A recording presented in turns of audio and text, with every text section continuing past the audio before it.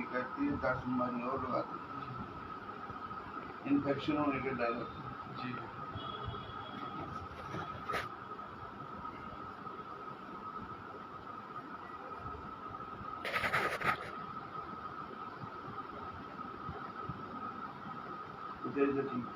पिताजी उनका तो बहुत ध्यान रखते हैं, खुद ही रखते हैं काफी, रोज टहलना और सीमित भोजन करना, बहुत नियम रूप से। तभी ठीक है ना।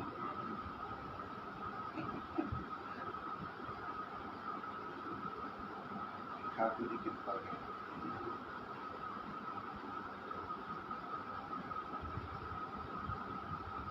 आपके प्रति खूब भाव है पिताजी, कृपा है उनकी।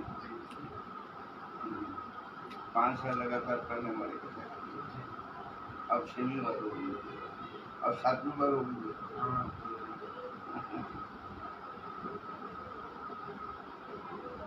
हमारी महाराज जी अब फरवरी में 1 महीने की कथा है। कहाँ? नासिक में पूरा 1 महीना 30 दिन पूरे विस्तार से रोज 4 घंटे कथा होगी। हाँ, प्रथम स्कंद से लेकर महात्मा से लेकर के आद्योपांत पूरी।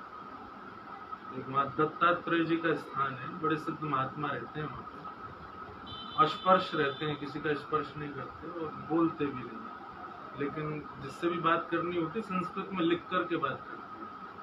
तो साथ में एक व्यक्ति है, वो पढ़ करके उसको बताते हैं कि महाराज जी क्या कह रहे हैं। वहाँ अभी मैं गया था 2 दिन के लिए, तो उनकी आज्ञा हुई कि उनको पूरी 1 महीना कथा सुनिए गोदावरी जी के तट पर। फरवरी का समय दिया है।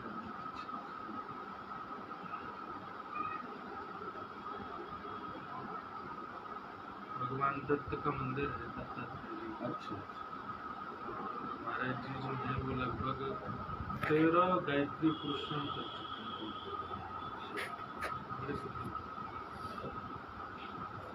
बोलते नहीं है और स्पर्श नहीं करते, आसन और कपड़े पे बैठते नहीं है, गोबर के चौके पे ही रहते हैं, उसी पे ही सोते हैं।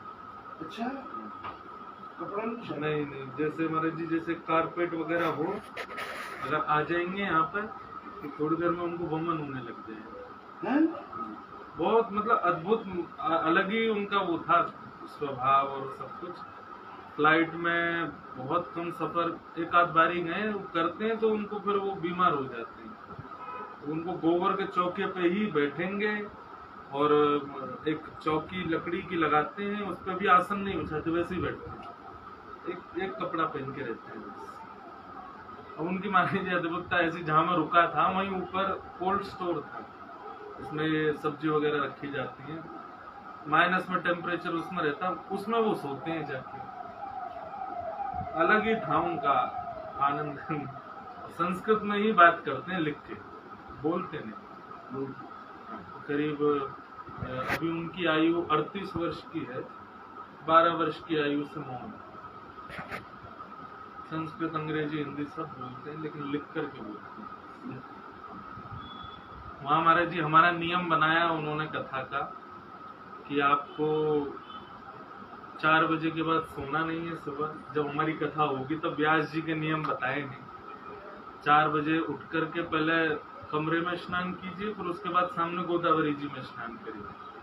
गोदावरी स्नान करके नवीन वस्त्र पहन के फिर 12 अध्याय भागवत जी का आपको अपने कक्ष में पाठ करना, मेरे लिए नियम बनाए हैं।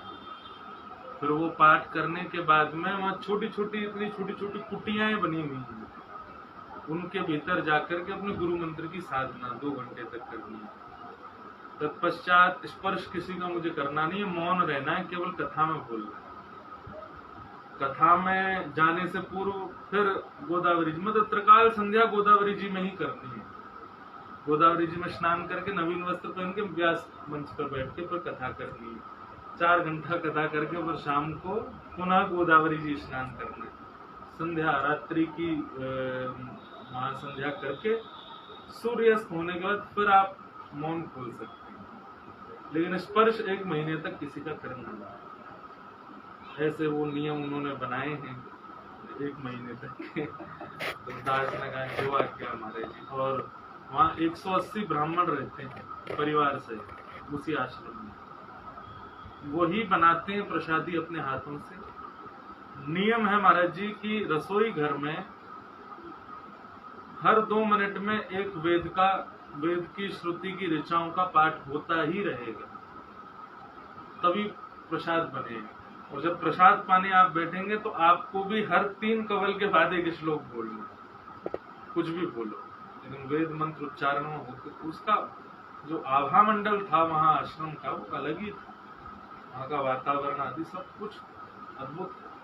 वहाँ एक महीने की कथा है, तो उसकी तैयारी में लगे हैं खूब जोर से। महाराज जी को सुनाएंगे, वो अद्भुत विद्वान है, वो एक श्लोक सुनाएंगे।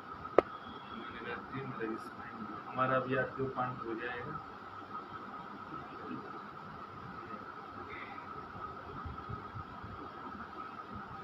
ऐसे महात्मा ने मुश्किल। हाँ महाराज जी। आज के समय में नहीं कहीं कहीं कोई ऐसे छुपे हुए हैं जी जी जो प्रगट नहीं है, अपना सम्मान चाहते नहीं। उनका महाराज जी भाव ये है कि जो 180 परिवार ब्राह्मणों के उनके यहाँ रहते हैं, उन सब की उन्होंने नौकरियां छुड़वाई और नौकरी से दुगना पैसा देते हैं उन ब्राह्मणों को। कहते हैं केवल यहीं रहिए और यहाँ अन्य बालकों को वेद पाठ पढ़ा करके तैयार करो और हमारे वेद शास्त्रों की रक्षा करो। तो कोई प्रोफेसर था, किसी को राष्ट्रपति पुरस्कार मिला है, सब किसी की 1.5 लाख 2 लाख तनख्वाह, सबको दुगना देते हैं कि आप लोग यहीं रहो। और उन परिवारों के लिए वो ये 1 मास की कथा कराते हैं। उन परिवारों के बच्चों के लिए हिंदी बोलना वर्ज्य, संस्कृत में ही बात करें। 10-10 साल के बच्चे संस्कृत बोलते हैं। मतलब दुनिया ही अलग थी वहाँ। त्र्यंबक, जहाँ त्र्यंबकेश्वर है, वहां से लगभग 15 किलोमीटर दूर गोदावरी जी की तरफ एकांत में है उनका आश्रम। कोई बाहर, मैंने कहा महाराज जी कौन आएगा कथा सुनने, तो लिख के बोले सब ब्राह्मण सुनेंगे, और कोई बाहर का आना चाहेगा तो उसको आप बोल दीजिएगा, आपके श्रोता जो भी आना चाहे पहले गोदावरी नहाए, मौन रहे जितनी देर रहे, फिर आगे बैठे कथा में। बोले कथा पंडाल में कोई कारपेट नहीं, कोई गद्दा नहीं, सब गोबर के चौके पे बैठे। वो अद्भुत है। वहां पर कोई अनधिकारी तो नहीं आएगा, अधिकारी ही आएंगे सब। हमने तो अपने सब जो संघ में रहते हैं ब्राह्मण और संगीतकार, उनको भी बता दिया भैया पहले ही देख लेना, जो निभा सको नियमों को वही चलना साथ में, जिससे नहीं निभे वो रहने देना।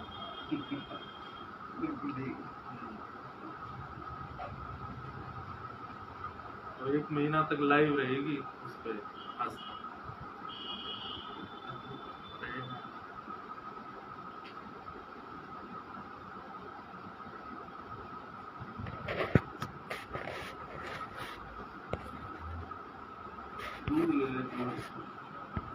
आपका आशीर्वाद मिल गया। तो अभी बस कुछ लोग आ गए थे तो चाय पी के ही निकला। आजकल वृंदावन में इतना महाराज जी रश हो गया है, पता नहीं, बहुत दुनिया पंखे में दर्शन मैं तो किया ही नहीं, इतना मैं चल नहीं सकता। आप तो स्पेशल सिक्योरिटी में करवा दूं महाराज जी को, 2-4 पुलिस वाले चले जाए, लेकिन फिर भी महाराज जी भीड़ बहुत, सफोकेशन हो जाएगा।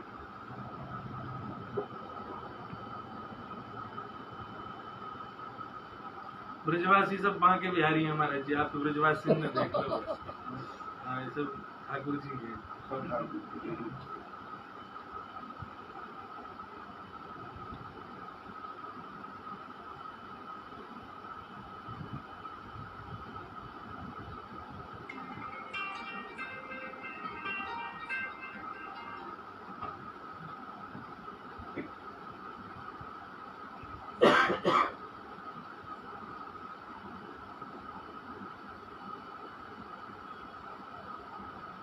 आपके ज्यादा दोनों बाहर ही रहते हैं? नहीं महाराज जी भारत में ही रहते हैं, लेकिन रहते हैं हर जगह रहते हैं। अभी 26 जून को निकल जाऊंगा घर से, तो मैं घर लौट के महाराज जी आऊंगा 18 अगस्त को। 2 दिन घर रुकूंगा, फिर विदेश चला जाऊंगा। वहां से सीधा ऊना आऊंगा। ऊना से फिर मैं सीधा निकलूंगा भरतपुर, राजस्थान। जी। भरतपुर से फिर सीधा निकलूंगा बरगढ़, उड़ीसा। फिर आऊंगा लौट के। ऐसे क्रम देखते हैं। तो बस 4 दिन ही हूँ घर पे, फिर समय नहीं है।